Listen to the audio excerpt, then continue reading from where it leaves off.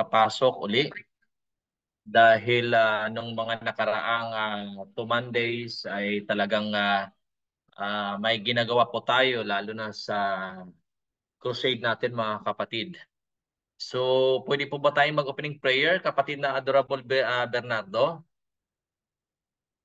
Sige po.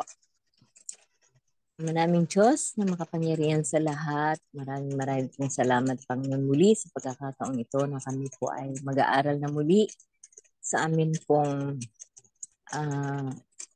about po sa amin pong topic ngayon tungkol po sa pag-aaral tungkol sa mga halaman, Panginoon, na makagamot, Panginoon, sa aming mga karamdaman, Panginoon, at gayon din sa aming kapwa na nangangailangan po ng paggamot din, Panginoon. Nawa po, Panginoon, ang amin pong pinag-aaralan ngayon ay tunay na amin pong maisagawa sa amin pong pang-araw-araw din na buhay, amin pong may-apply sa amin din mga kapamilya, sa amin din pong mga sarili. At gayon din po sa amin din pong mga kapwa na mga kailangan din ng aming mga tulong, Panginoon. At salamat din po, Panginoon, sa pagkataon na nandito na naman nakasama namin ang si Doc Aris upang muling magturo sa amin na wala pong sawa, Panginoon, na kami ay tinuturuan upang sa gayon kami ay matuto, Panginoon. Lord, patumbayan mo po kami sa aming klase ngayon at ina-ask ko po ang iyong Holy Spirit na patuloy kaming gabayan hanggang sa matapos po ito at patuloy mo kaming patumbayan, Panginoon, bigyan ng karunungan na nagmumula sa iyo, matawad sa aming mga pagkukulang at pagkakasala. Ito ang aming samad dalangin sa pangalan ni Jesus. Amen.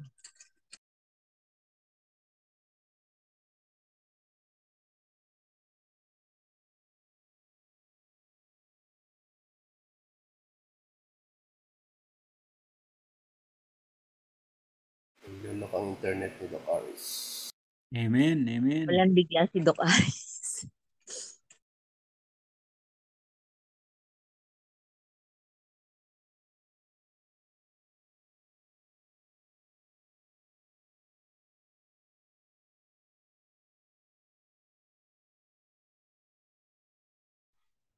Rapture na si Doc Aris.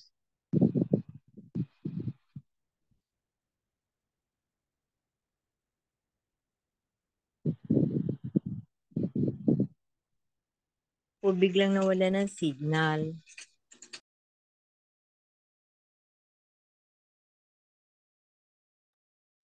Kasi nawawala ng signal. Yan ang literal na rapture. Biglang nawala eh.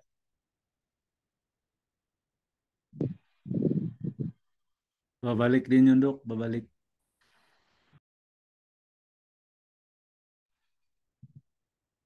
Ano nga yung sinabi mo, Sister Dory, tungkol doon sa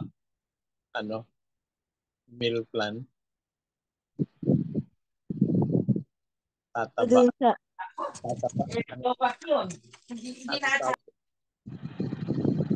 Ano yung sabi mo? Tataba ka na? ano po yung pong bang tinanim ko? Po ba? Yung po ba yung sinabi ko? Ay, Sabi mo yung reaction mo doon sa kay Doc John.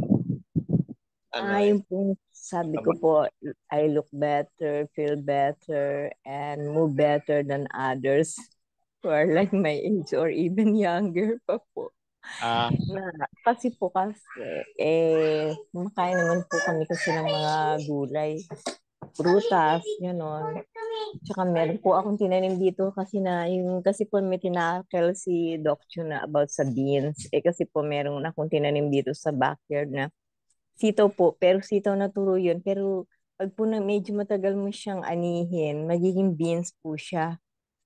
Tapos pwede mo siyang pag-ilaga. Kukunin mo na lang, pag kinain mo siyang gano'n, mga beans po yung makakain mo kasi pag po yung balat niya medyo hindi na po pwedeng malunok po parang iba na siya yung niya. Pero pwede pa siya ilaga. Syempre po sabi ni Doc yun, masusustansya yung mga munggo, mga beans, gano'n.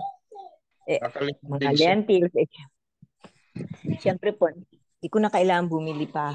Munggo na lang, gano'n, yun na lang po kasi nandito naman, maraming inaani din kahit konti lang. Marami pa po na ano dito, itatanim ko pa po kasi napakadali lang siyang napakadali lang po siyang itanim. Very nutritious pa. Ito po kasing aking apo pa, ikinakain po ba naman niya yung mga hilaw, kahit hilaw pa. Saka gustong gusto niya po paborito, even sa hindi niya po kakainin yung ibang mga tinapay na mga kakainin niya yun.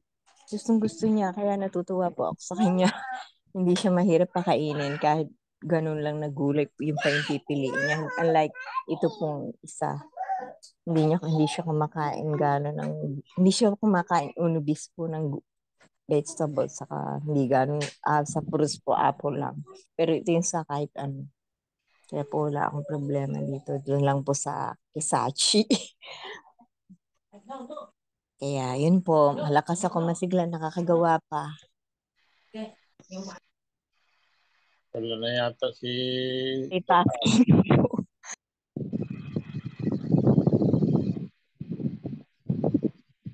mahina siguro ang signal.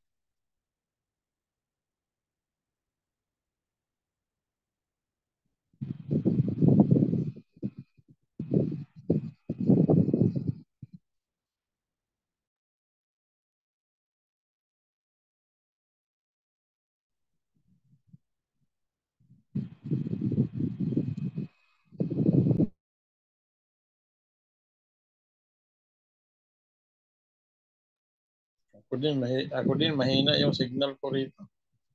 Ngayon,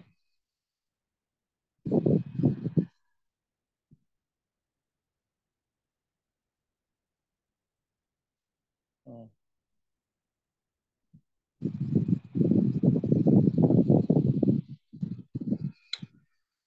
Hintay-hintayin lang natin mga kapatid. Kaya pa ba? Kakayanin yan, Dok. Kakayanin. Kaya pa po, Dok. Pag mga 10 minutes na, wala pa rin. Malamang wala na talaga. Mahina ang signal dito sa amin. Si Pastor Arangco nandyan naman. Kasi ang network ko kay dito, ang kay Brother Aris kay Talk Antics, mahina ang Talk Antics ngayon.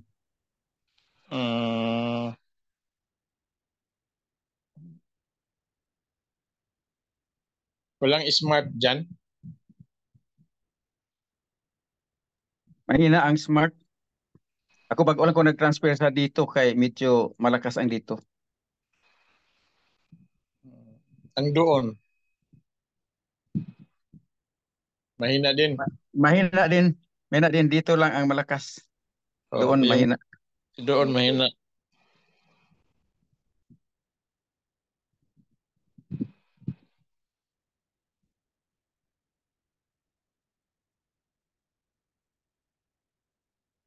Pero proper man ang inyo, Pastor, di ba?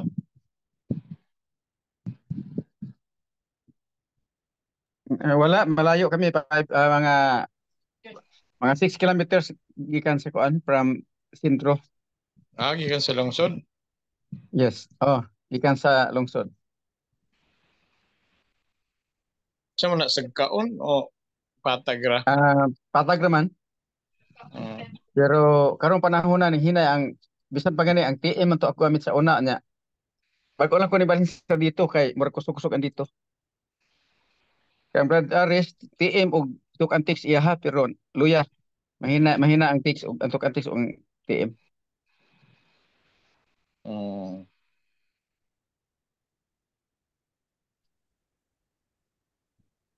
Nandito na po tayo, bumalik tayo sa Saire. Dahil nandito tayo nakatira sa bulubunduking lugar. Kaya hindi tayo minsan na maganda ang signal natin. Basta alas 9 ng gabi hanggang pataas na po yan ay talagang bababa yung ano dito. Di naman din tayo pwedeng mag-travel doon sa malayong lugar dahil dito sa Bohol ay malayo po kami sa sentro.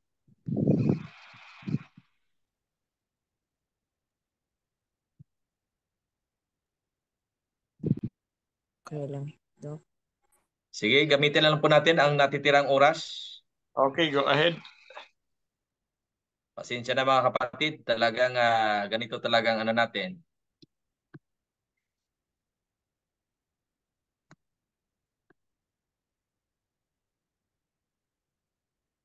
Okay, nakita na po ba mga kapatid ang ating slide?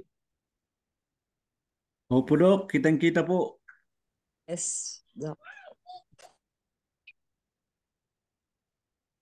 Nung nakaraan mga kapatid, tayo po ay nag-aaral patungkol sa common types of plant proteins, specifically sa globulins. So dito na tayo ngayon sa gluteins. Ano po itong gluteins at ang function nito sa ating katawan at sa mismo sa halaman.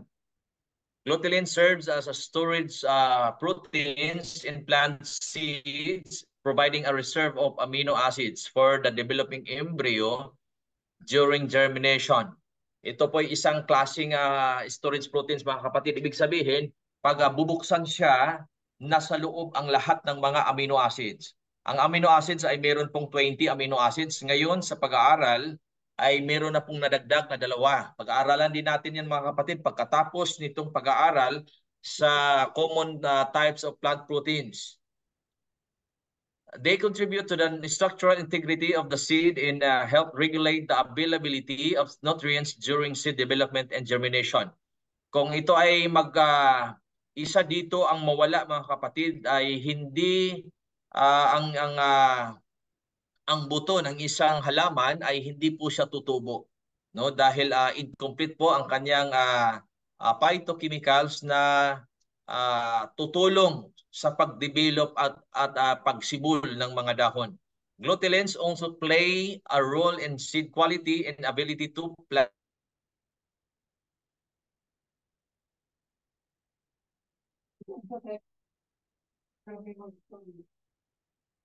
Right.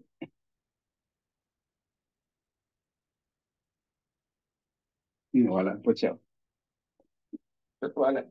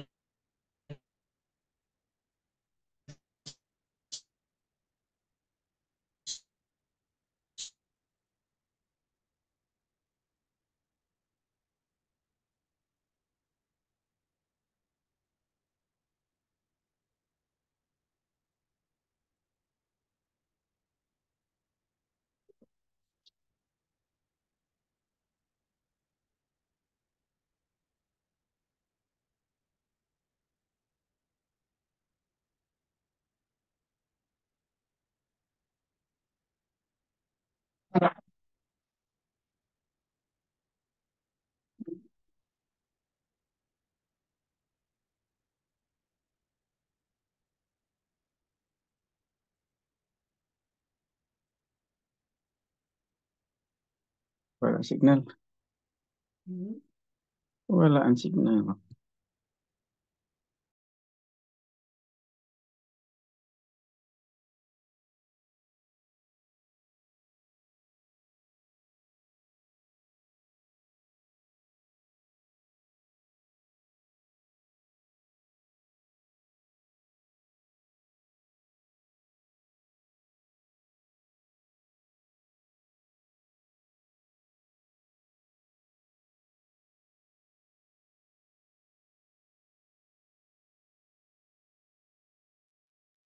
Yun na lang po muna ako mag-open ng camera at hindi ko ano ko muna dahil nagnipis yung bandwidth natin mga kapatid. Okay? So hindi ko na lang ito i-slideshow para hindi masyado siyang mabigat. Tingnan natin mga kapatid. So nakikita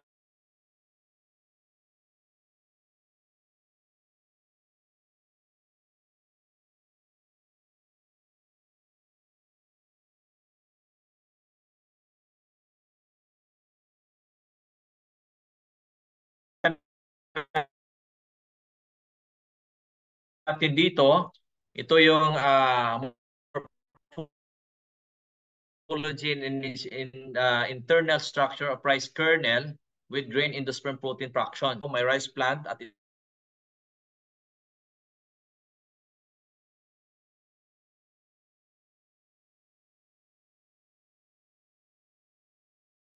na nakikita nyo dito sa cursor mga kapatid ay meron pong okay, balik ko. Ito yung embryo, no, sa rice grain. At kung ipulverize ito, no, ito yung tinatawag na rice protein powder. At sa panahon po ng phytochemical analysis, so makikita po ang apat na storage protein. Yung nandito yung albumin, glutein, globulin at prolamin. At sa bawat isa niyan mga kapatid, ito yung tinatawag na mga storage protein. Ang bawat isa nito ay may mga nakapaloob na mga nanoparticles na tinatawag na bioactive compounds na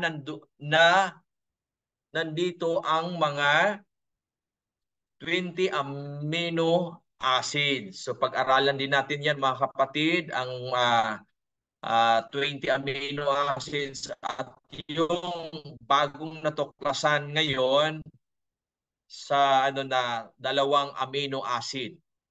Okay? At base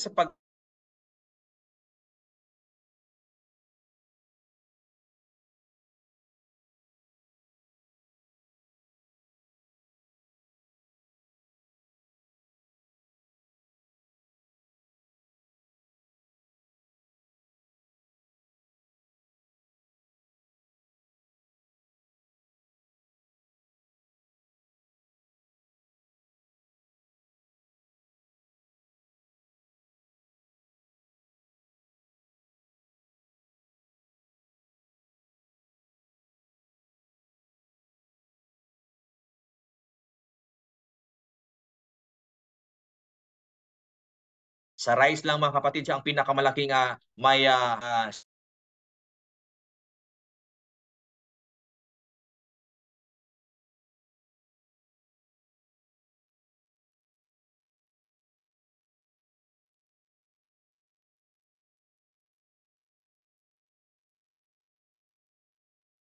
ito yung makikita mga kapatid na ang malaking portion po,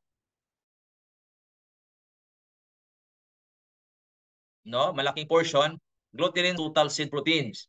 At least 15 members have been isolated which belong to 4 subfamilies. So dito nakikita nyo may kulay na may pagka-blue, no?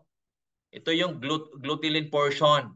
So nasa 60 to 80% po ang kanyang hawak mga kapatid. At ang prolamin, ito yung portion niya. At ang globulin is itong portion na ito. At others, ito yung dito. Ito yung mga albumin at iba pang glycoproteins. So, yan po ang pinakamalaking portion po ng plant protein. Plant sources rich in gluteins. Ano-ano po? Sa rice lang po ba makukuha natin ang gluteins? Hindi po. Common plant sources rich in gluteins include grains such as rice, wheat, barley, and corn. No? Ito yung mga maraming merong gluteins, as well as legumes like soybeans, lentils, and peas. So nandito rin mga kapatid, no? Hindi lang siya sa mga hindi lang siya sa rice, sa wheat, barley, and corn.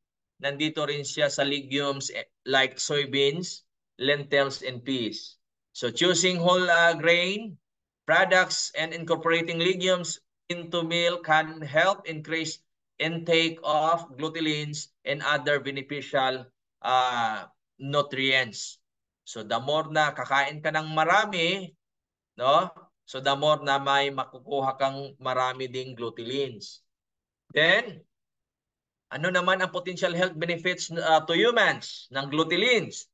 As a component of plant-based foods, gluteins contribute to the nutritional value of grains and legumes, providing essential amino acids necessary for human health.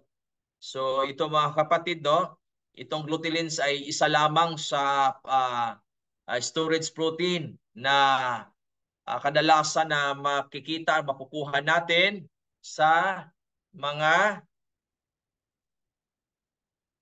legumes at sa iba't ibang mga katulad ng rice, wheat, barley, and corn. So ngayon, whole grains and legumes rich in gluteins are often recommended as part of balanced diet due to their fiber. No? Mataas po siya sa fiber, protein, and nutrient content, which may help support overall health and reduce the risk of chronic diseases such as heart disease and diabetes. Pero dahil ang rice po ay carbohydrates, ay bawas-bawasan yung mga kapatid, no? I-control nyo lang ang pagkain nitong mga starchy foods kasi mga ano po ito, no? Carbohydrates. So tataas po ang level ng inyong glucose.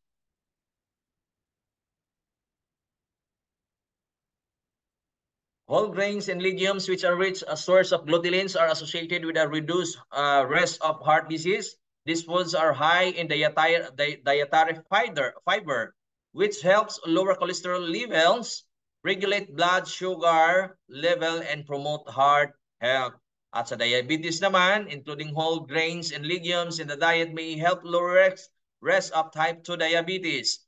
Gluteins contribute to the protein content of these foods, which can help promote satiety, regulate blood sugar levels, and improve insulin and sensitivity. No? Pero yung rice, no, ibaba nyo lang mga kapatid. No?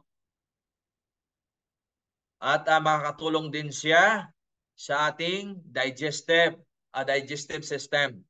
Gluteins along with other components of whole grains and legumes provide dietary fiber that supports digestive health. Fiber promotes regular bowel movement, prevents constipation, and support a healthy gut microbiome. So nakakatulong din siya. How about naman sa mga gustong magpapayat? Food rich in gluteins such as whole grains and legumes are generally nutrient dense and can help promote feelings of fullness and satiety. So kung makaano ka na, no, parang lagi kang busog, including these foods in the diet may aid in weight management by reducing overall calorie intake and promoting a balanced diet. At nakakatulong din ito, prevention din ito sa cancer. Some studies suggest that diets high in whole grains and legumes may lower the risk of certain types of cancer, including colorectal cancer. Sana maganda yung okay yung natin dyan, connection natin dyan mga kapatid. The fiber, antioxidants, and other nutrients found in these foods may have protective effects against cancer development. While gluteins themselves do not directly treat or prevent specific diseases, consuming foods rich in these plant proteins as part of the balanced diet can contribute to overall health and well-being. It's important to note that individual dietary needs and health condition may vary. Depende kasi din sa ating status ng ating katawan, mga kapatid, no? Katulad sa yung ano natin kanina, yung sa subject natin sa nutritional science. So kung ikaw ay babae, no, kung protein, so ganito lang kalaki o kadami ang kakainin mo. Kung ikaw naman ay lalaki o babae, magkaiba sila, no? At magkaiba din lalo na kung may mga sakit, mga kapatid, no? Nagdidepende po 'yan. So consulting a healthcare professional and registered dietitian for personalized dietary advice is recommended. So kung gusto mo talaga na may ano talaga yung pinakain mo, ay kailangan mo ng advice ng mga health practitioner. So ngayon, dosage, administration, and daily intake ng gluteins ito po, are naturally present in the wide variety of plant-based foods, so there is no specific dosage or administration required. Including a variety of whole grains and legumes in the diet can help ensure the adequate intake of gluteins and other essential nutrients. Ano naman ang contradiction niya and interaction with synthetic medicines? There is limited information available on specific contraindications or interaction related to gluteins and plant-based foods. However, individuals with known allergies to sensitivities to grains or legumes should exercise caution. Kasi meron talagang mga tao na hindi siya pwede kakain ng ganitong klaseng pagkain dahil allergy siya, no? At lalo na dito sa may gluteins na phytochemicals. So ngayon, kailangan niya na mabantayan na kung kakain siya, kung wala bang reaction doon sa kanyang katawan, then pwede siyang magpatuloy. Pero kung meron namang reaction sa kanyang katawan, mga kapatid, no, makikita yun naman yung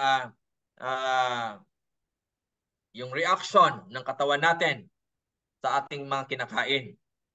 Consult a healthcare professional before consuming foods rich in gluteins.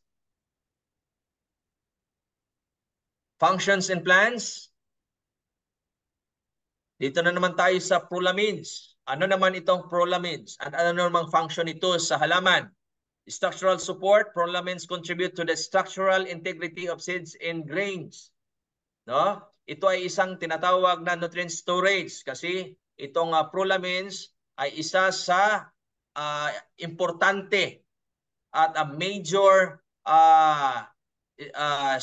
storage protein. They serve as a storage form of nitrogen and other nutrients for the developing plant embryo. Prolamin storage proteins are the main repository for nitrogen in the endosperm. So saan ito makikita? Anong location ito? Sa loob ng buto ng isang katulad ng rice grains o di kaya itong kahit ano pa man na may mga buto-buto. So makikita siya mga kapatid na nasa endosperm siya banda. No? These stable proteins accumulate at massive levels due to the high level expression from intensively duplicated genes and duplicated cells. So dito, makikita nyo dito mga kapatid, i-ano ko lang, no? Kasi hindi tayo naka-slide show. So, i-ano na lang natin. No? Ito yung sa wheat grain. Ito yung forma. No? Ito yung endosperm. No? At ito naman ang corn grain. No? Ito, parang ngipin. At ito naman, embryo ito yung endosperm, banda dito. At ito naman ang sorghum grain, no? Itong sorghum ay bago itong ini-introduce ngayon sa Pilipinas, lalo na ang isang promoter nito si dating Department of Agrarian sa office ng DA na si ano tawag dito, yung taga Mindanao.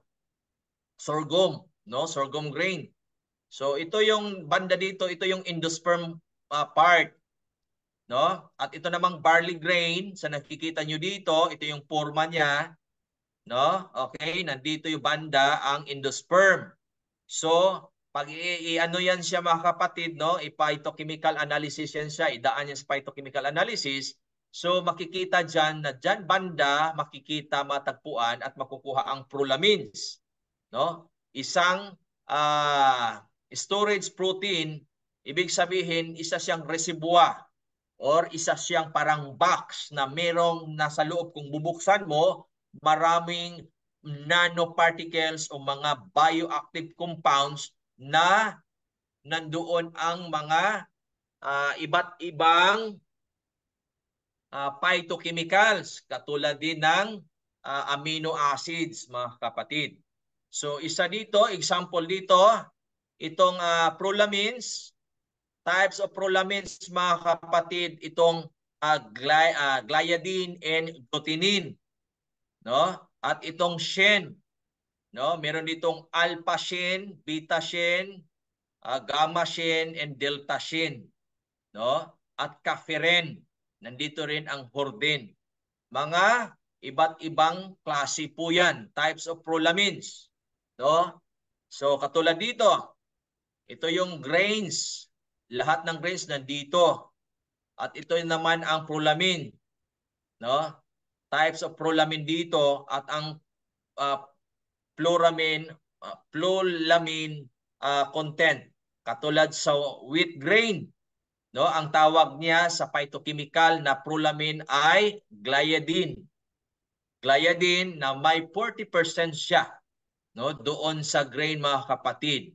At sa rye naman, tinatawag itong sikalin, isang uri ng prolamine na ang matatagpuan lamang sa rye grain. No, meron siyang 50%, no? At ang barley, ang tawag sa phytochemical, no? Isang klase ng phytochemical na prolamine ay hordin, no? Na meron siyang 52%. Oats, ang tawag niya, mga kapatid, ay avenine, isang uri ng prolamine na may 16%. Ang corn, ito yung tinatawag na shin. Ang shin naman ay may 4 na kategorya, yung alpha, beta, gamma at delta, no? Na meron siyang pinakamataas. Ang corn ay pinakamataas siya sa shin na isang uri ng prolamine. At ang rice naman na tinatawag na orcinin na meron siyang 5%, no? Parang maliit-liit lang, mga kapatid, no? Ang content ng prolamine sa rice. How about sa teef, no? Iragrostin at merong 40%. At ang sorghum, no? Ang sorghum, mga kapatid, meron siyang tinatawag na caffeine na isang uri ng prolamine, no? Na meron siyang 52%. At ang millet ay anisin na meron siyang 40%. So ito yung prolamine and content of various grains.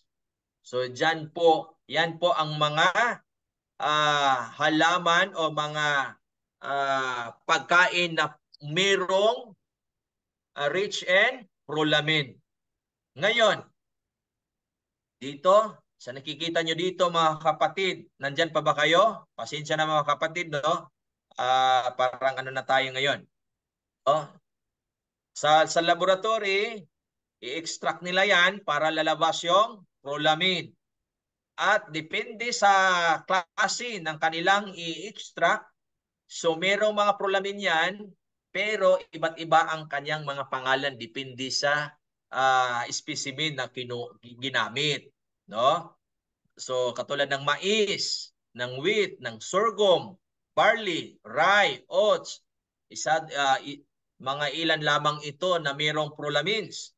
At sa bawat isa nito, dahil ito ay ang prolamines ay isang storage protein, no? Ibig sabihin na parang box at ang laman ng box ay maraming laman. Pag bubuksan ang box, mga kapatid, dito makikita mayroong mga nanoparticles. Ang nanoparticles, mga kapatid,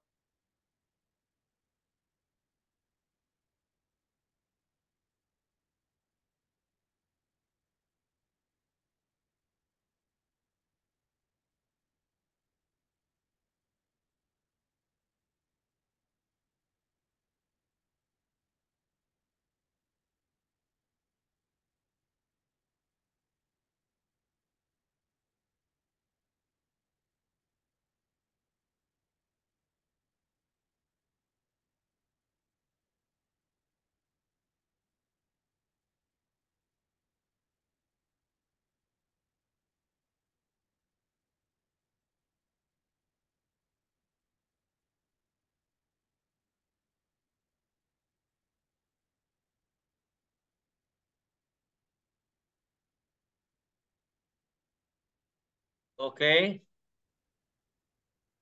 Pasensya na, mga kapatid. So dito, makikita nyo dito, mga kapatid, depende sa ginamit na specimen, no?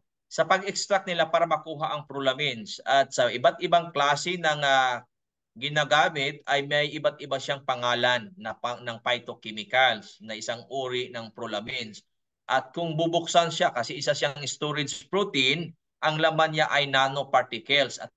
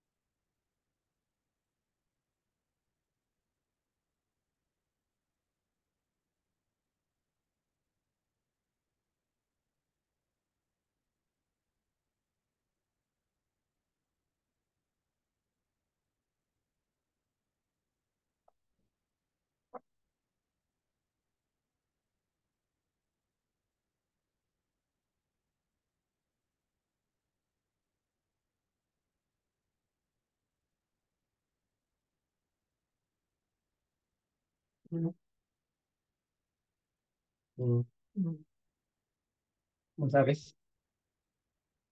Ano pa, pero napao mo ko siya. Tuman ko.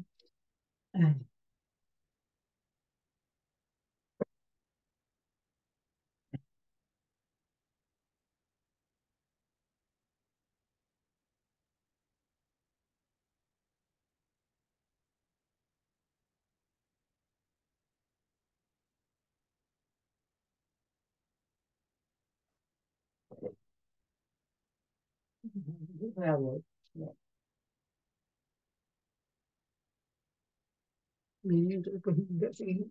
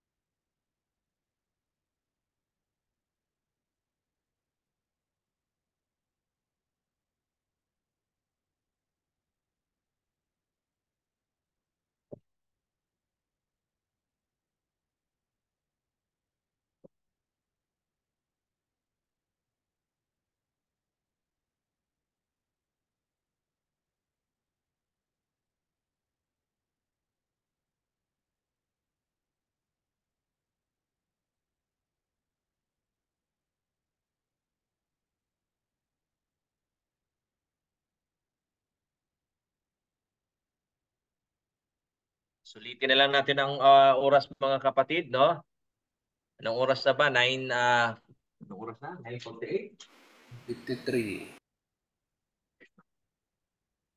Okay, 7 o'clock pa lang naman. 9:53. Sige, sige. Continue lang tayo mga kapatid ha. Pasensya na talaga.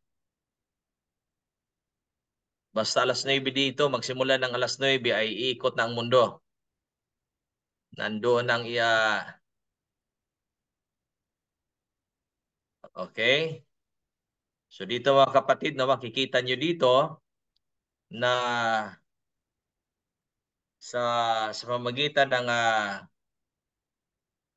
phytochemical analysis, makikita sa mga scientists na ang Prolamin, pag binuksan nila ang Prolamin, ay may iba't ibang nakapaloob na nanoparticles. At ang nanoparticles na ito, hindi lang ito isa, hindi lang ito dalawa, kundi thousand po ito mga kapatid.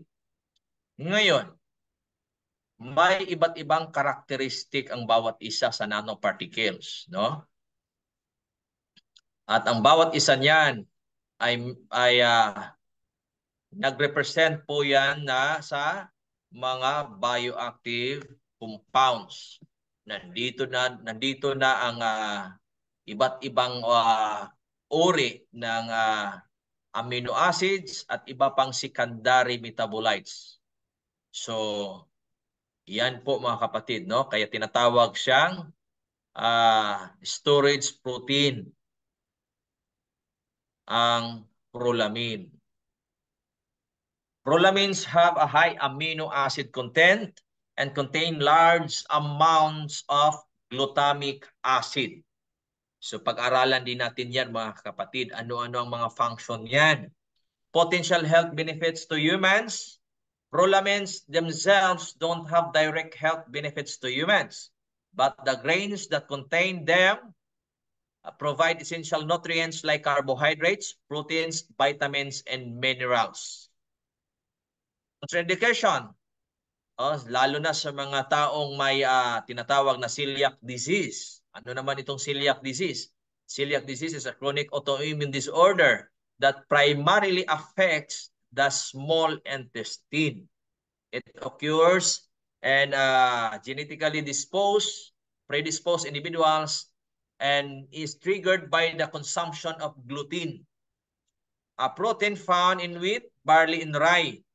When someone with a celiac disease ingests gluten, their immune system reacts by damaging the lining of the small intestine. Yan po ang celiac disease. So kung may celiac disease pang isang tao, no? Iwas-iwasan lang po mga kapatid. Prolamins, especially glutens, can trigger an immune response in individuals with celiac disease, leading to inflammation and damage to the small intestine. Non-celiac gluten sensitivity, some individuals may experience symptoms similar to those of celiac disease without having the condition. Avoiding prolamins may alleviate their symptoms. Paano ito ma-neutralize mga kapatid? No, pag lalo na mapapansin mo talaga at makikita mo talaga agad-agad ang resulta, no? Ang negative result mga kapatid pag makain mo talaga dahil kung ito ay hindi masyadong na-neutralize. Ibig sabihin, hilaw, hindi luto yung nakain mo, no? Interaction with synthetic medicines, there aren't any documented interaction between prolamins and synthetic medicines. However, individuals with celiac disease or gluten sensitivity may experience improved symptoms and better absorption of medications if they avoid prolamins. Minsan kasi, kaya ako talaga mga kapatid, pag mag-advise ako, gamit ang herbal medicines, ay may gap talaga yan. Kung ikaw ay isang tao na may maintenance, synthetic maintenance, so mag-gap ka talaga bago ka inom ng herbal medicine. Example, pag umiinom ka ng antibiotic, so dapat 1 hour to 2 hours bago ka iinom mga kapatid ng herbal medicine. Bakit? Dahil minsan pag potent talaga yung phytochemicals na sa iniinom mong herbal medicine mga kapatid, ay ano po ang mangyayari kung hindi man niya in-neutralize yung antibiotic o di kaya both side may reaction mga kapatid, no? So kaya iiwasan talaga. At lalo naman sa mga taong gumagamit ng charcoal. Okay talaga ang charcoal mga kapatid, pero pag umiinom kayo ng synthetic medicine, wag niyong isabay. Dapat kung medication kayo gamit ang charcoal lang talaga sa buong gabi, sa buong araw. no? Kung walang iba. Kasi mapawalang bisa po lahat ang iniinom ninyo pag iinom kayo ng charcoal, no? Lalo na kung ikaw ay may umiinom ka ng hypertensive medicine. Ngayon, maatikihin ka. Bakit? Dahil magiging walang epekto ang medisina na iniinom mo dahil uminom ka rin ng charcoal, no? So interaction, so mga kapatid, anuhan lang kung merong mang autoimmune disease. Dosage and administration, prolamins are natural presents in grains and don't require specific dosage or administration. However, individuals with celiac disease or gluten sensitivity should strictly avoid foods containing gluten or prolamins. Daily intake, no, wala ding recommendation yan, pero kung ikaw ay diabetes, mga kapatid, no, dahil kadalasan nito ay nasa mga starchy na mga pagkain, no? So, i-minimize lang mga kapatid ang inyong pagkain. Bawas-bawasan lang. So, dito tayo sa glycoproteins. Refers to proteins in which saccharide chains or glycans, yung tinatawag na glycans mga kapatid, are covalently attached or bound to the amino acid side chains or tinatawag na polypeptide backbones. Functions in plants, structural support. Yan po ang pangunahin niyang function sa halaman. Glycoproteins contribute to the structural integrity of plant cell, walls, and membranes. Defense mechanism. Some glycoproteins in plants acts as defense molecules against pathogens and herbivorous. Certain glycoproteins participate in intercellular signaling processes within plants. So yan po ang mga function ng glycoprotein sa halaman. How about naman sa kung kakainin natin ito, no? Kung ma-ingest natin ito, no? Ano po ba ang kanyang potential health benefits to humans? No? Some plants glycoproteins may have immunomodulatory effects, potentially supporting the human immune system. So makapapaglakas siya ng ating immune system. Antioxidant properties, mataas din siya. Certain glycoproteins may possess antioxidant properties which can help protect cells from oxidative damage. Mataas din siya sa tinatawag na anti-inflammatory effects. Plants glycoproteins may exhibit anti-inflammatory properties contributing to overall health and well-being. So yun po ang potential health benefits to humans ng glycoproteins. Ano naman ang kanyang contraindications? Allergies, no? Individuals with allergies to specific plants or plant-derived products should exercise caution when consuming glycoproteins from those sources. Example, no? Kung parang bago pa sa iyo, no? Hindi mo kinakain o bago pa lang, no? Huwag kang kakain agad ng marami, no? Bantayan mo muna mga kapatid, tingi-tingi lang muna kakainin, no? Para kung meron mang siyang chemical reaction diyan sa katawan mo ay hindi masyadong mapinsala ang iyong katawan mga kapatid dahil sa allergy. Specific health conditions. Now, people with certain health conditions may need to avoid high doses of glycoproteins. Although specific contradictions may vary depending on individual circumstances. So, magkaiba din ang epekto, no, sa katawan ng tao. Hindi din kasi yan sa estado katawan ng tao. Kaya minsan, merong tao na kakain nito, no, or gagamit itong isang herbal plants, pero sa kanya ay matagal ang resulta, pero yung isa iilang araw lang, no? So katulad ko mga kapatid, meron akong Pythidium, no? Nagagamit ako ngayon ng extract. Gumagawa ako ngayon ng pang 8 days, pang 8 nights na. Twice a day ako gumagamit ng extract mula sa dahon ng binunga. No? Sino po bang nakakilala ng binunga? Ha? Meron po ba dito? Itong ganito mga kapatid, oh. No, ito binunga ito, dahon ng binunga. Nandyan pa ba kayo mga kapatid? Yes, Doc. Yes, Doc. Yes, ginawa ko yung in-extract ko yan, itong dahon ng binunga, ito. At yung dahon niya, ginawa kong, ang extract niya ay ginawa kong eye drops.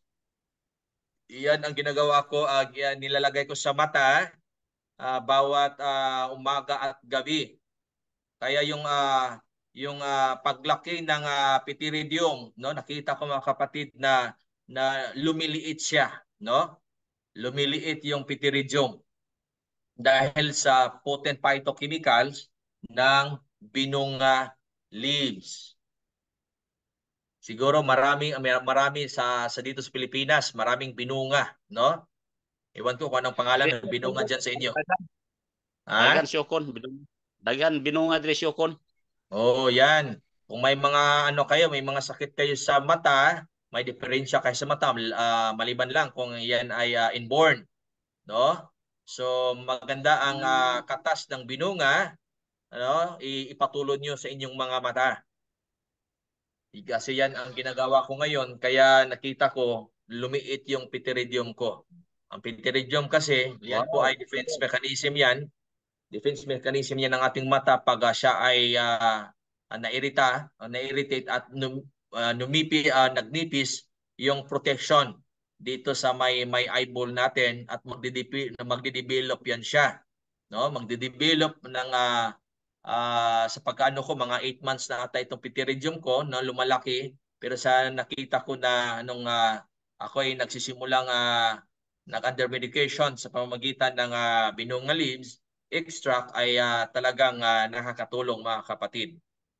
Kaya meron akong fresh or tinatawag na raw na binunga leaves at dinidikdik ko yan tapos piniga gamit ang tela na anong tawag dito. Pagkatapos, yung katas niya ay ginawa kong eye drops. So maganda talaga ang resulta mga kapatid, no? So ngayon, dito tayo, dosage and administration, recommended dosage and administration of plant glycoproteins can vary widely depending on the specific compound and intended use. So depende yan, katulad ko, no?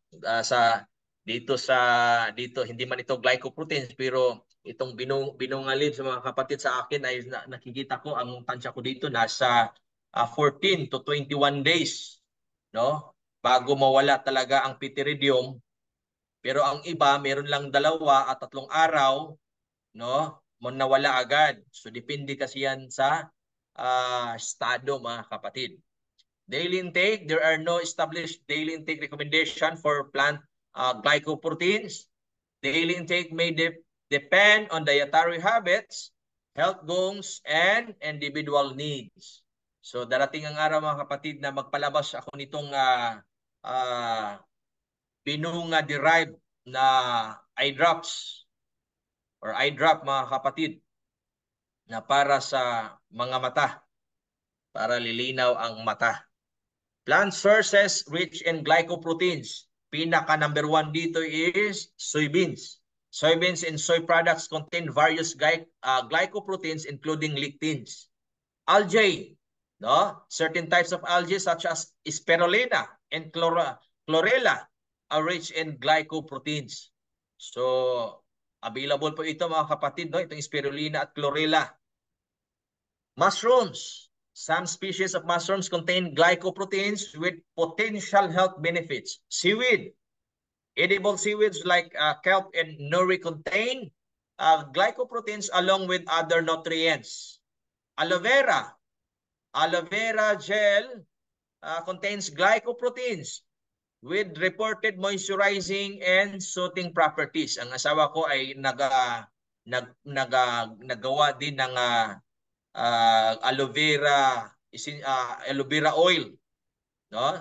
Ginamit ang aloe vera, tapos may paraan sa paggawa at meron na siya ngayong panglagay sa kanyang ulo para tutubo yung mga buhok, no? So wala pa yung pangalan. Siguro ipalabas namin yan sa market pag nakikita naming makapal na yung buhok. Tumubo na yung mga buhok. So ang aloe vera gel contains glycoproteins with reported moisturizing and soothing properties. With germ is a source of glycoproteins among other nutrients. Rice bran contains glycoproteins and other bioactive compounds.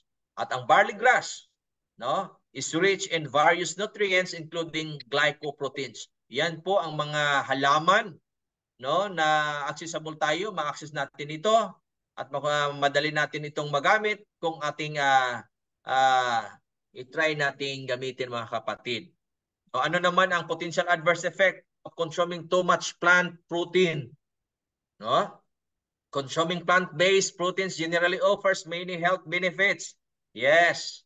No, kasi marami talagang nutrients, mga phytochemicals ang anong tawag dito? Ang mga halaman. Pero kung excessive intake of any nutrient can potentially have negative effects. Number 1, digestive discomfort. Excessive intake of certain plant proteins, such as those from beans or legumes, may cause digestive discomfort like bloating, gas, or abdominal pain in some individuals. No? Minsan, malakas yung utot mo.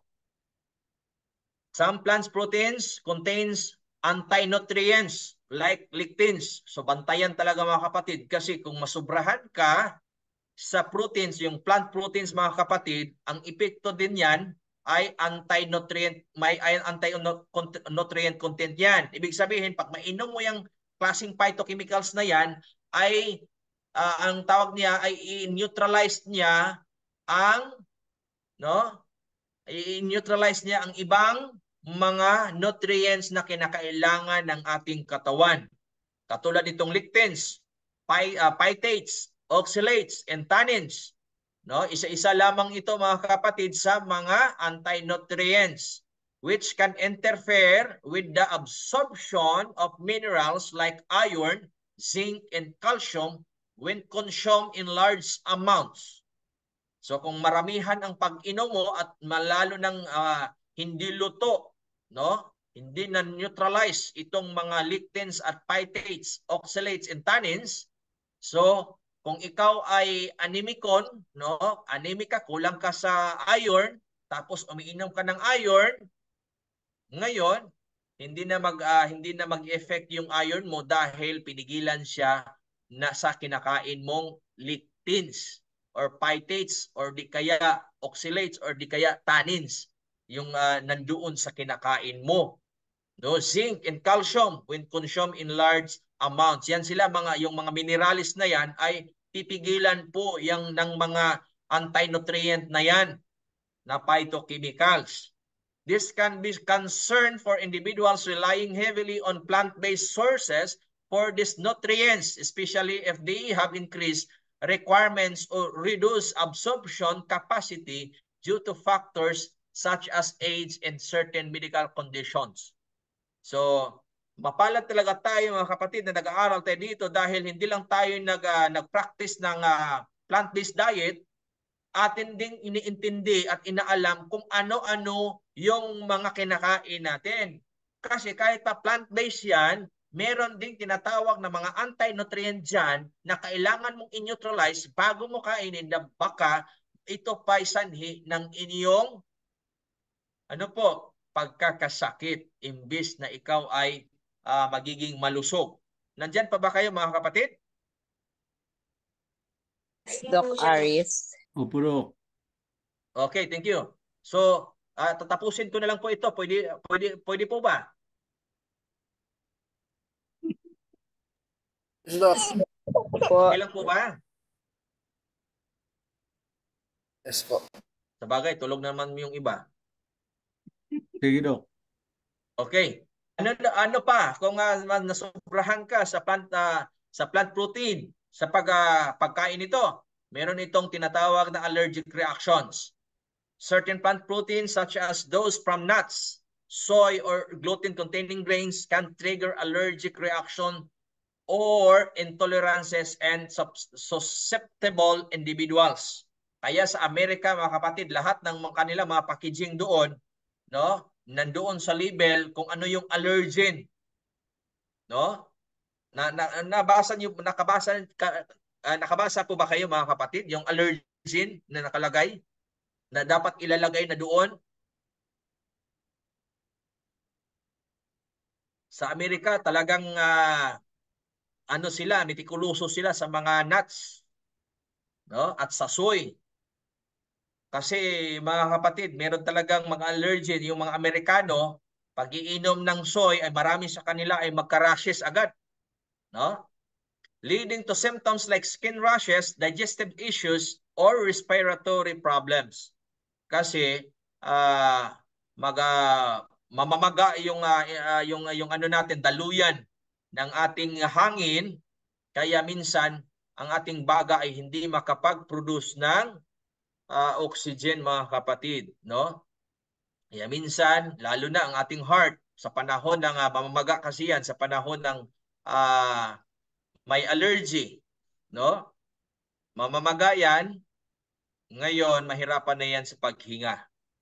Kaya kadalasan sa may mga allergy, mga kapatid, pag sinumpong sila ng allergy, no, marami na mamamaga na yung mukha, yung mata, yung bibig, sa loob naman yung internal organs, yung heart, no, yung daluyan ng hangin, no, yung dito sa nasal, no, magmamaga na yan, no, mahirapan na yan sa paghinga. Kaya iinom agad ng antihistamine.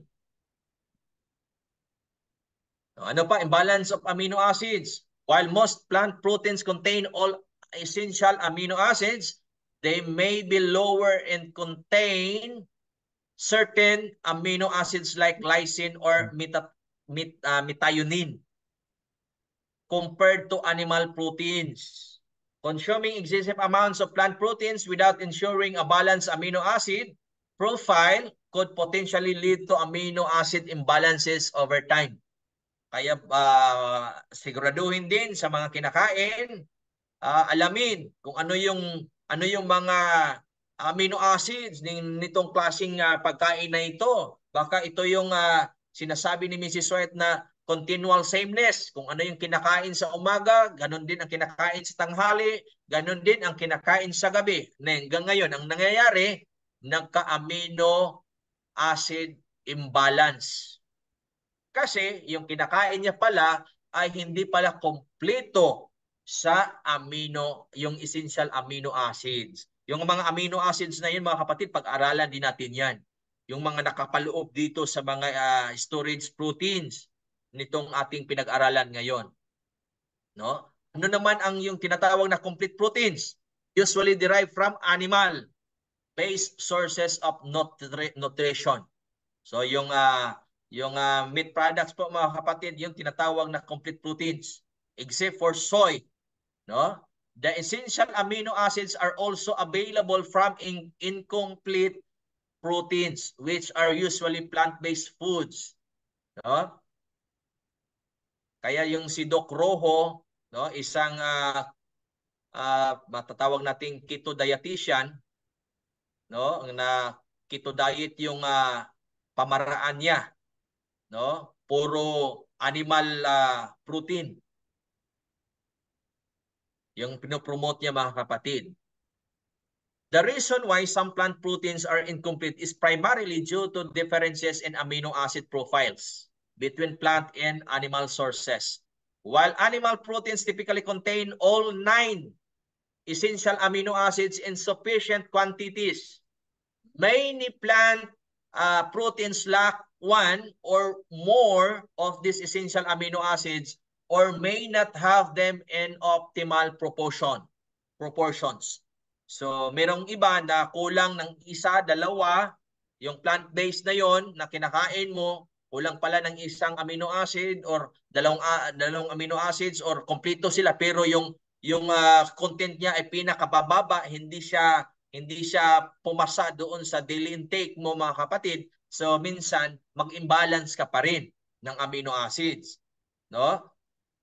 Yung 9 amino acids na yan, yung tinatawag na essential amino acids, yun ang essential amino acids na hindi ma-synthesize o hindi ma-produce ng iyong katawan. Kaya kailangan mong kainin yan mula sa plant-based o doon sa animal-based product.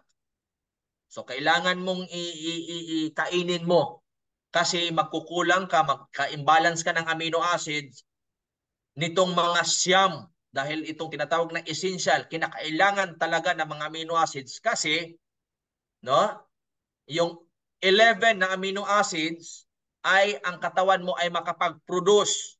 Pero yung siyam na yon ay hindi kaya ng iyong katawan kaya kailangan mo ng mula sa labas. Ibig sabihin, yung plant-based food mula sa plant-based foods or doon sa animal-based foods. Nakuha niyo po ba mga kapatid? Yes, Okay. So, yun po ang kinakailangan. No? How about caloric intake? Isa din itong excessive intake of any nutrient can potentially have negative effects. Plant-based protein sources like nuts, seeds, and legumes often come with additional calories from fats and carbohydrates. Nabantayan niyo po ba sa nutritional science ni Doc June na ang nuts ay hindi magkapareho ang kanya kadaming kakainin sa lalaki at sa babae? Tama po ba? At mayroong ganong kalaki lamang ang pwedeng kainin sa lalaki at sa babae. Kung gusto niya ng magandang pangangatawan.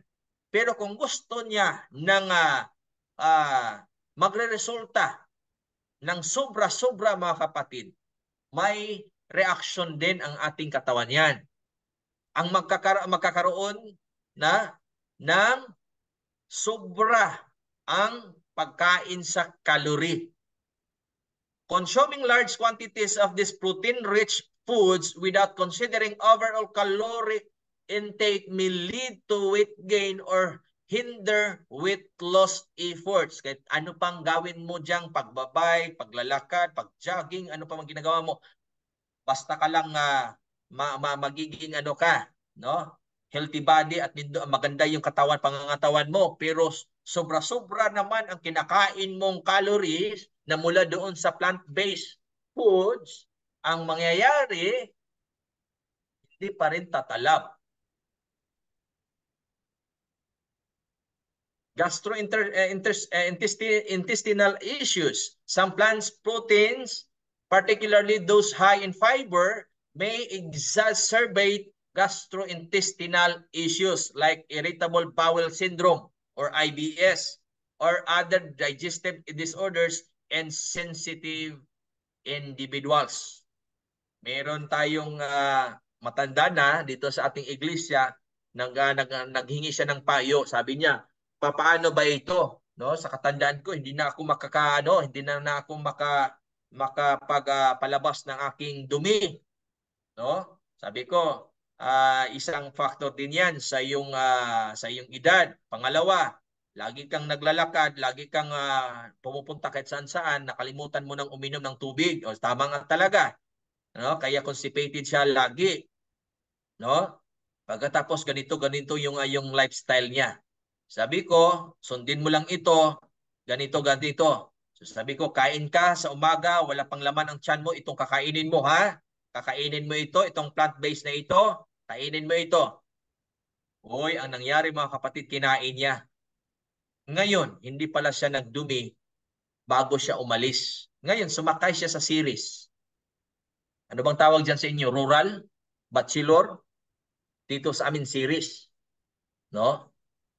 Sumakay siya series sa aircon, Hindi niya napigilan dahil matanda na rin siya kasi ang ang sinakyan niya ay talagang pabilis-bilis ang takbo.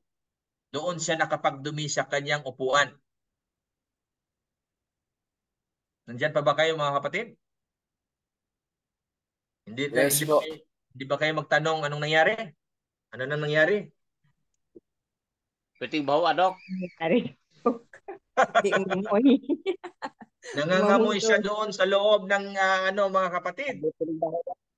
No, nangangamoy siya sa Abot loob din baho. ng bus, doon sa aircon. Ngayon, pinalabas siya. Tapos hinintay siya. Pumunta siya doon, may naawa sa kanya, binigyan siya ng damit. Ang problema, hindi niya anong tawag dito, pinalitan yung damit niya. Ginawa niya lang, ano bang Tagalog sa sapaw? No? Parang dinoble lang niya ang binigay sa kanya ng damit. Kinuha niya, Dok. Ano? Ang nangyari, bumalik naman siya doon sa loob. Ganon din ang nangyari, baho pa rin. So sabi ko sa kanya, bakit ka kasi nagbiyahe? Yung binigay ko sa yung advice na yon ay dapat hindi ka siguraduhin mong magano ka muna kasi talagang lalabas yan. So yon mga kapatid, no? Kung masobrahan. Ngayon, plant proteins intolerance. Meron talagang mga tao na kakain ng hindi siya pwede kakain ng mga plant protein kasi hindi kaya ng kanyang katawan. Refers to the body inability to properly digest or metabolize proteins derived from plants. Meron talagang taong ganyan. Kaya hindi niya talaga pwedeng kainin yung mga plant based or yung tinatawag na pagkain na talaga, no? So ngayon, ang nangyari mga kapatid, so kailangan niya ng animal protein food or this intolerance can manifest in various symptoms such as gastrointestinal discomfort, bloating, gas, diarrhea, or other digestive issues after consuming plant-based protein sources. Some individuals may experience allergic reaction to specific plant proteins, while others may have difficulty digesting certain plant proteins due to their complex structures or lack of specific enzymes necessary for digestion. No, meron talagang ganun mga kapatid, no? Yung mga kulang sa mga enzyme. Kaya minsan ang kanilang digestive system ay hindi makapag-digest ng ganung klaseng mga pagkain. Kaya kung kakain siya ng mais, no? Paglabas, mais pa rin. No? Pagkakain siya ng ganito, ang lalabas, ganun pa rin. So yun ang mga nangyayari mga kapatid. Hindi na-digest yung mga kinakain nila dahil meron silang tinatawag na plant protein intolerance.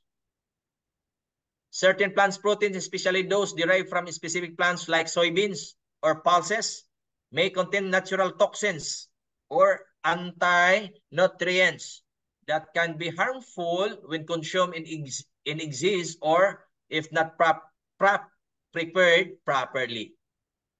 For example, soybeans contains compounds called lectins, phytates, which are considered anti-nutrients as they can interfere with nutrients absorption and digestion. At meron ding lectins. In particular, can cause gastrointestinal discomfort and may contribute to inflammation in susceptible individuals. Certain pulses like kidney beans contain phytohemagglutinin, which can be toxic if the beans are not cooked thoroughly. So kailangan talagang lutuin talaga ng maigi yung kidney beans dahil meron siyang phytochemicals na tinatawag na phytohemagglutinin na isang toxic na phytochemicals. So sa sunod mga kapatid, ating pag-aralan, pasok na po tayo sa sunod na patungkol sa amino acids. So dito muna tayo. Mga kapatid, pasensya na at sumobra tayo sa oras. At maraming salamat sa inyong pag-antay dyan at pananatili hanggang ngayon. At God bless po sa ating lahat.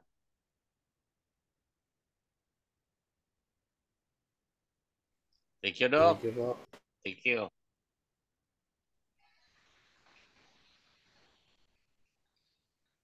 Thank you, Doc Aris. Talagang matirang matibay mga kapatid. Doc Aris. Yes. Kwan siguro, baka sa next, baka pwedeng i-arrange na kwan. Mas maaga kayo, kung may time kayo para hindi kayo mano sa signal. Baka pwede kayo magpalit kay Dr. Tana kung okay sa kanya. Kasi pag pumasok ng alas 6, sabi nyo, alangan hindi medyo agahin natin. Yes, kasi Suggestion ko lang man, kanina Dr. Pwede. nakapasok ako kanina sa oras ni Doc Tana hanggang kay Doc June. Pag papasok na sa alas 9, yan na, mapapluctuate na yung signal ko dito. Kasi nga, nasa ano kami dito, sa bagay, sa highway, pero hindi talaga kami nasa sentro. No? Siguro mga 300 meters from highway. Then, maraming tapos malayo kami sa ano. Pero napagplanuhan ko na mag-ano ako sa fiber. Sana makapasok yung fiber dito. Pero sa ngayon ay naka-wifi kami. Pero mahina pa rin ang wifi at minsan mas malakas pa ang data ko sa cellphone. Kaya minsan pag-iikot na sa kabila ang mundo, iwan ko kung sasabay ba ang satellite. So ang nangyari, napuputol din ang ating signal basta sa ganong oras. At hindi naman din tayo, kasi minsan dati, sinubukan kong pumunta doon sa school natin, doon sa church. Kasi may church school tayo dito, malapit lang sa church talaga. So, malayo din. Minsan umuulan na ano talaga ang anong tawag dito. So, hindi din maganda na laging umalis paggabi dito. So, may mga katanungan po ba?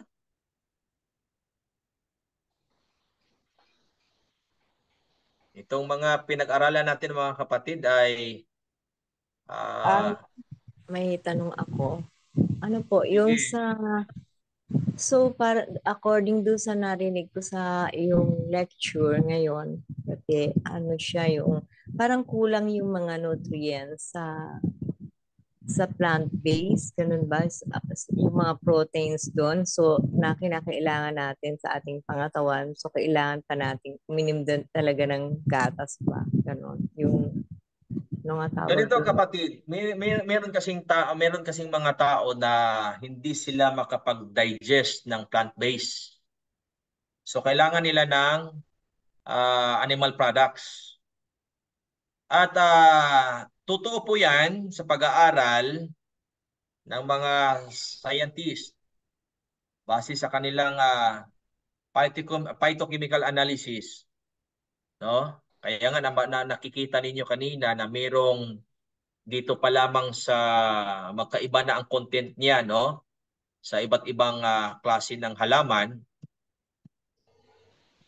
No, katulad nitong prolamine, no? Prolamine content. Iba ang kanyang ang dami niya magkaiba ang dami niya doon sa wheat at rye at barley. Kasi ang barley meron siyang content na 52.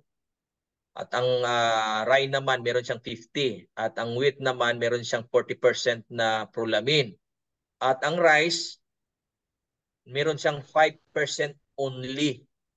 So diyan pa lang hindi sila magkapareho ang content.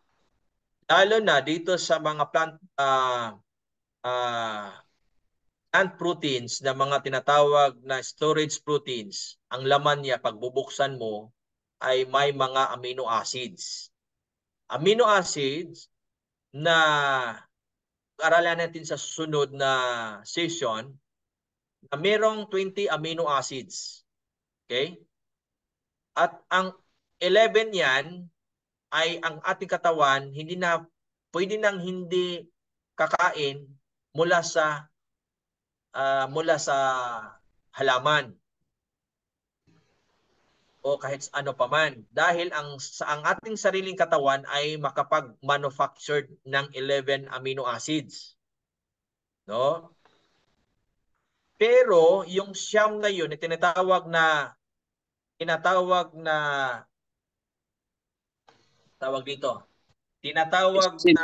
essential amino acids. Ibig sabihin, kinakailangan talagang sa ating katawan dahil hindi makamanufacture ang ating katawan.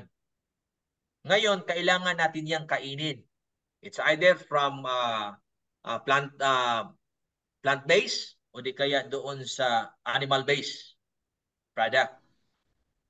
Pero dito sa plant-based, gano'n na nga, ay magkaiba-iba ang kanilang content. Merong isang halaman na wala siyang amino acids na ganito, na essential.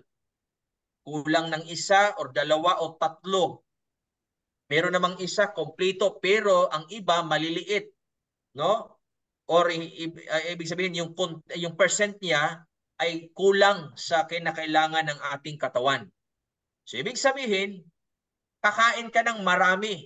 Na paano kung ang pagkain na yun ay wala, hindi available, hindi mo access, no?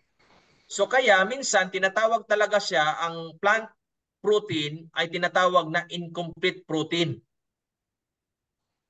Ano yung complete protein? Ang complete protein, yung animal base. Okay. Yung mga isda, yung mga ano tawag dito, mga karne, itlog, gatas, no? Yung ganong mga klaseng mga pagkain, mga kapatid, yung tinatawag na complete amino acid.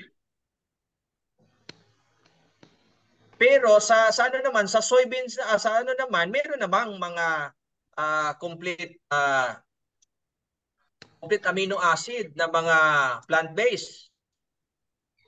Pero hindi lahat.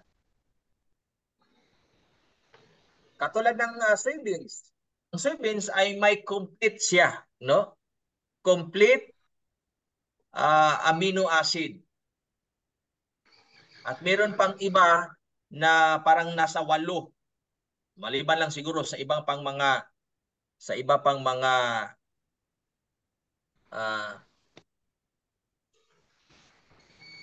halaman, mga kapatid, na hindi pa nasuri. Okay po ba kapatid na Dory? Okay, Doc Aris. Kaya narinig mo sa presentation doon sa slide, while most plant proteins contain all essential amino acids, they may be lower in certain amino acids like lysine and methionine compared to animal proteins. Consuming excessive amounts of plant proteins without ensuring a balanced amino acids profile could potentially lead to amino acid imbalances over time. So, the reason why some plant proteins are incomplete is primarily due to the differences in amino acids profiles between plants and animal sources. While animal proteins typically contain all 9 essential amino acids in sufficient quantities, many plant proteins lack one or more of these essential amino acids or may not have them in optimal proportions. yung vegetarian, parang hindi rin pala ako Kaya mag-vegetarian. napansin mo, pag nag-vegetarian, walang kaalam-alam sa phytoscience, ang nangyayari, tingnan mo ang mga offshoot. Ay, hindi lang natin yung mga offshoot, nag-vegetarian sila, strict vegetarian. No? Walang kaalam-alam sa phytoscience. Hindi naman natin na tayo ay maalam sa phytoscience. Hindi ba nag-aaral sa ganitong klaseng pag-aaral? Ang nangyayari, nasusunod nila yung sinasabi ni Mrs. White na continual sameness. Ano yung continual sameness? Yung anong kinakain sa umaga, yun din ang kinakain sa tanghali at sa gabi. So imbes na dietary reform sila, nagiging deform. Kaya nakikita mo sa mga offshoots, makikita mo ang tao na nagkukulang siya sa amino acids. Pag madali mamuti ang kanyang buhok kahit bata pa siya. Pangalawa, yung mata niya, yung mukha niya, yung balat niya. Yan, makikita mo yan. Makikita mo, pag naglalagas yung buhok, pag nag-ano yung mga ganito, meron namang mga underlying na mga sakit na rason kung bakit naglalagas ang buhok. Pero minsan, isa sa rason kung bakit din maglalagas ang buhok dahil nag-imbalance na rin sa amino acids. Pangalawa, yung mata, makikita. No? Yung mukha ay parang naliligo pero parang walang ligo. No? Bata pa, pumuti ng buhok. Nag-vegetarian nga. Bakit nag-vegetarian? Sa ating sa traditional nating pag-iisip o pagkaintindi, basta mag-vegetarian ay complete na. Mag-complete lamang yan pag may kaalam-alam ka sa mga bagay na lalo na sa phytochemicals na kung ano ang kinakailangan ng ating katawan. Para hindi magiging continual sameness yung pamaraan mo or pamumuhay mo sa pagiging vegetarian. Kaya tingnan mo yung mga nag-o-offshoot, mga kapatid. Kadalasan, mapuputi talaga ang mga buhok bata pa. Bakit? Isa sa rason doon ay nagka-imbalance. Dahil na nga rin sa resulta ng continual sameness. Parang naging matatanda na sila, bata pa, Dok, no? Kasi nga, Yes. parang kulang ng mga Imbis na nag-follow, imbis na nagsumunod sa magandang anong tawag dito, pamaraan para ang magandang pangangatawan, ang nangyari nagiging sakitin. No? Nagiging sakitin. Yung mga offshoot doon sa Mindanao, lalo na doon sa mga bukid, no? Mapuputi ng buhok bata pa. No? Kasi nagkukulang sila sa amino acid. Kaya kailangan talaga kung mag-practice ka ng vegetarianism, kailangan mo muna ng malalim na pag-aaral, lalo na sa mga phytochemicals, para alam mo magiging alam mo ang mga kakainin mo, hindi magiging continual sameness. Tama po ba? Yes, Dok. Kaya pala ikaw ay mukhang batang-bata pa. baka dito lang sa kamera, pero sa harapan naman parang na-advance ng 30 years.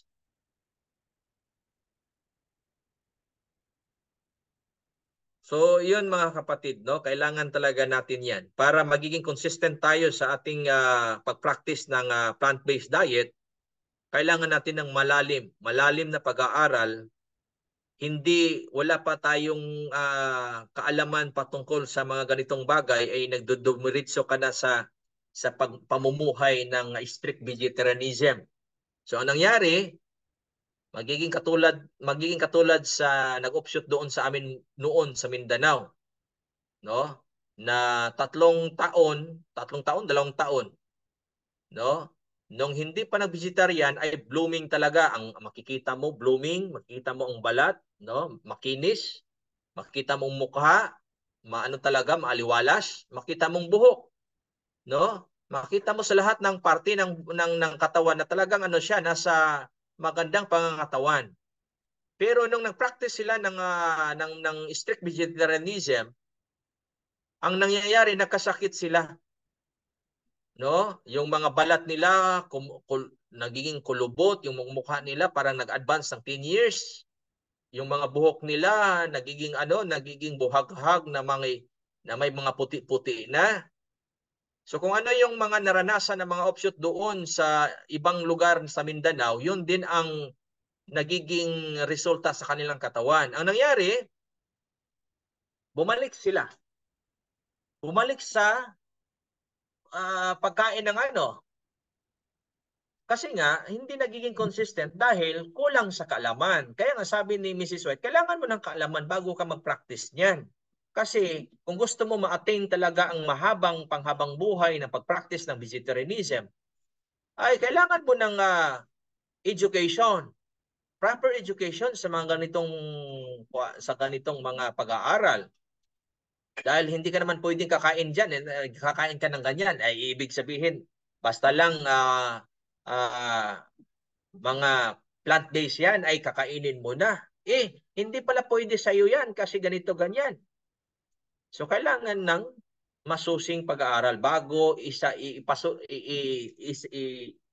sa buhay kung ano yung nalalaman. Hindi yung isinisabuhay mo na, wala pa kang kaalam-alam, nag-failure, sinisisi mo na sasabihin mo na ay bakit hindi epektibo sa akin ang vegetarianism.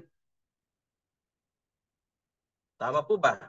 Yes, Doc Aris. Kaya kailangan pag-aralan mo ng mabuti ang lahat para bago sumabak muna, no? O Kailangan bago sumabak talaga mga kapatid, kailangan talaga ng ano ng ang tawag dito. Kailangan talaga ng pag-aaral. pag-aaral. No, di ba? Kasi buhay mo na yan ang nakataya. Kalusugan mo na ang nakataya. So, yan ang mga ano. Aris. Yes.